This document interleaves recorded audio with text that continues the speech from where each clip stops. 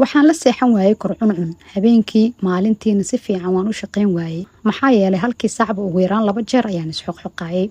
waxaan ahaa dumarka marsada kareemada la isku cadeeyay ee qasqaska korkayga intaan xoqayay wuxuu yeeshay dildilaac iyo dhaawac taasoo iiga sii dartay cuncunkii yahay dad ayaa igu yiri biyo qandac ah oo cusbo leh ku qubayso waana sameeyay taladaasi laakiin maxaa iga raacay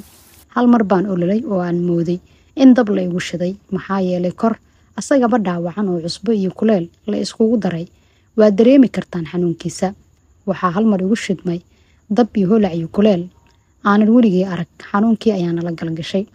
waa habeenkii labaad oo markaan aan 2 indhood isku keeni waayay subaxdii isha waaga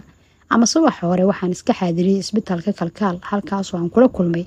dhakhtarka maqaarka cidiyaha iyo timaha dabcan ugu horeen wuxuu ii dejiyay si maskaxiyan ah kadibna wuxuu ii qoray boomaatooyin kareemo iyo kaniiniyaal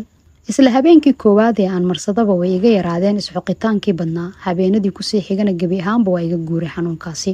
muddo asbuuca markii ay ii mareysay ayaan dib ugu soo laabtay jawaabtii isbedelkii ugu dhacay dhakhtarkii wuxuu dhakhtarkaasi aad iiga waaniyay inaan isticmaalin waxyaabaha kiimikada ah sidoo kalena talo dhakhtar uu isiiyo maahane mid kale aan qaadan asagoo taas igu tusaaleynayay dhibkii ugu dhacay markii biyo kulul oo cusbo leh korkaygii dhaawacsanaa aan ku dhaqay